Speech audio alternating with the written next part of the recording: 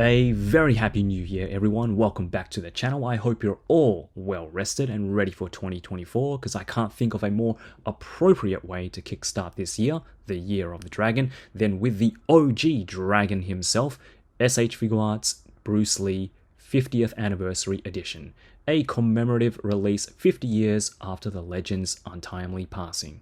This, of course, is Bruce Lee as he appears in the cult classic film Enter the Dragon, which is also his last film and is probably his most iconic look, but I guess you could also argue it's a toss-up between this and his yellow jumpsuit from Game of Death, which Figuarts also released several years back. The 50th Anniversary Edition is essentially a re-release of the original figure which made its debut 7 years ago, but now includes a pretty cool Bruce Lee 50th Anniversary display base. I missed out on the original release, so I don't have a basis of comparison, but it does appear that everything else is the same right down to the accessories. What I love about this figure is that even after 7 years, it still holds up in terms of sculpt and articulation.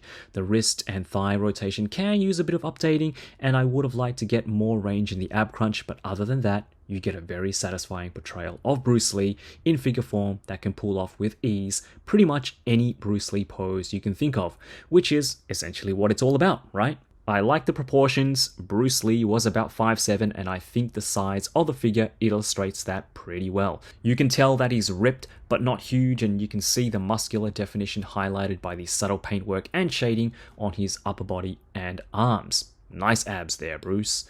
The pants are well sculpted with minimal cuts in the joints to keep the overall aesthetic and silhouette of the figure. They've even sculpted the back of the knee joints and the soles of the shoes, which Figuarts don't always do. Nice touch there. And now we get down to the heads, and for figures that are meant to represent a certain actor or real life person, there really isn't too much room for error. Surprisingly, with this being an older release, the head sculpts capture the resemblance of Bruce Lee really well. Is it perfect? I'll leave that one up to you, but when you have the faces side by side with some photos, it's pretty darn close. We get 4 interchangeable faces in total, and even the all-famous meme face looks pretty good. All in all, I'm very satisfied with how the facial expressions turned out and how they've held up even after so many years. Really goes to show that someone in Tamashii Nations made sure to pay their respects by getting all the details right. Well done, unknown sculptor and or team of designers.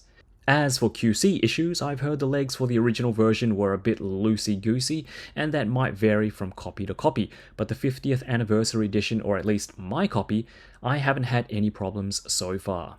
Bruce Lee comes with a nice spread of accessories, including 4 interchangeable faceplates, your standard stern face, and 3 other very iconic Bruce Lee expressions. This one has become a bit of a meme in the toy community, which is probably why you can have so much fun with it. We also get a ton of hands, a pair of fists, of course, and pretty much all the Jeet Kune Do fighting hands you could want. Bruce Lee also comes with a set of weapon holding hands to hold a pair of nunchucks with real chain, a set of baton sticks, and a bow staff, all which Bruce uses in his famous basement fight scene in Enter the Dragon. Alright, so let's jump right into the articulation, and for a figure, again, that's been around for a while, it really doesn't feel dated as you would expect, especially when you're looking at it from fresh eyes. So let's take a look at the head articulation first. So starting off with head articulation, Bruce looks up really well, and he looks down just as good too. We get side to side tilt and left and right rotation, and the neck joint definitely adds a lot of movement and really helps out in giving you a lot of range for those subtle head poses. For his butterfly joints, Bruce can bring his arms very far forward, which is great. Fantastic for punching poses. And the butterfly joints do allow his shoulders to go all the way back as well, which is nice. Really good muscle definition there on his back. I love that.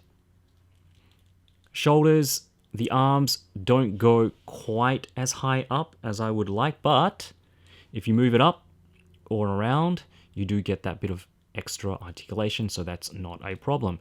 And we do get the full 360 there at the shoulder and a bicep swivel there as well. Double elbows.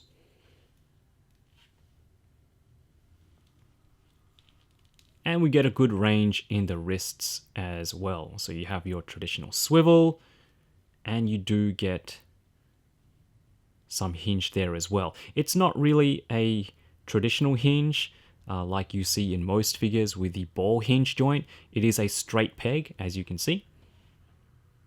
But there is a ball going into that forearm cavity there, which gives you that bit of range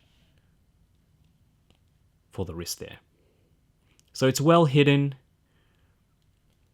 and I guess they engineered it this way not to break up the sculpt, but also give you enough movement there in the hands. So looking at the leg articulation, so when you have Bruce spread out like this, you kind of think, oh, that's as far as he can go. You can't even do the 180 splits. I mean, the real Bruce Lee could probably do that and then some. But when you have Bruce in a side kick like this, that's a pretty decent side kick. I mean, as side kicks go, that's head level side kick. I think that's very decent. But you know, if you want more range, all you have to do is just swivel the inner thigh and position the foot appropriately, and there we have it. Some great range. I mean, it's not perfect, but it does work, and you can definitely fudge it. I really like how that looks. Again, kicking forward, like straight up forward, hey, that's just 90 degrees. But again, swivel that inner thigh, and then you get a very good straight up kicking pose. Just position the foot appropriately, and there we go. So yep, Bruce does have the inner thigh cut there, which is well hidden. I like that. The crotch piece here is made of a solid plastic. I would have liked it to be a softer plastic. I think that would have helped with the articulation just a bit. But as is, it works pretty well. It's a single knee joint, but we still get a little bit more than 90 degrees. We do get rotation there at the foot. It does go down pretty well. Good range going up. You have your toe joint, which is very necessary for this figure. And we do get some decent ankle pivot as well. So all in all, some very good articulation here for Bruce. I really like it, and it's you can definitely get Bruce to pull off some very dynamic poses. Have a lot of fun with it. I've been hanging on to this figure. It's been sitting on my desk for the past couple of days, and yeah, it's a lot of fun. So I missed out on both Enter the Dragon and Game of Death versions of Bruce Lee, the later probably being the more popular release, so I jumped on pre-orders as soon as Tamashii announced this 50th anniversary version. Bruce Lee was always a childhood hero of mine, and his influence, whether it be in his movies or his martial arts, has always been a big part of my life. I started practicing martial arts as soon as I could walk and continued to practice up until I moved to Japan. I remember watching all of Bruce's movies as a kid, coincidentally enough, Enter the Dragon being my favorite, and it was something me and my dad bonded over. So with all that in mind, I definitely had high expectations going into this review. Like I said, I'm looking at this release with fresh eyes, and I have to say that I'm more than pleasantly surprised. Not only has this figure stood the test of time, but I think it's a great homage to one of the most inspirational people of our time. Tamashii have my respects for giving their respects to such an iconic legend, and I think it really shows in how this release turned out. I'm just really happy to finally add this figure to my collection, and it's such a great opportunity for those who missed out or who are starting out in their collecting journey to be able to pick one up at retail.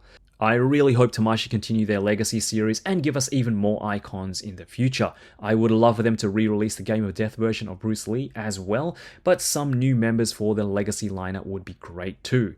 Jackie Chan from Police Story, or Drunken Master, Jet Li from Once Upon a Time in China. I would love a Top Gun Maverick, but I've heard that Tom Cruise won't allow anyone to recreate his appearance, which is a shame.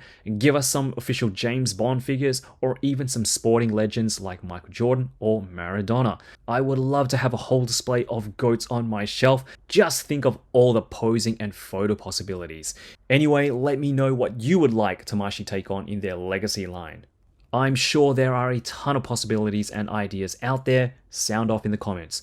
Alright guys, that's it from me. I hope you enjoyed the video. I'll be back with another Dragon Ball review very, very soon, so make sure you come back for that one as well. Have a great week, and I'll see you all in a bit. Yoroshiku.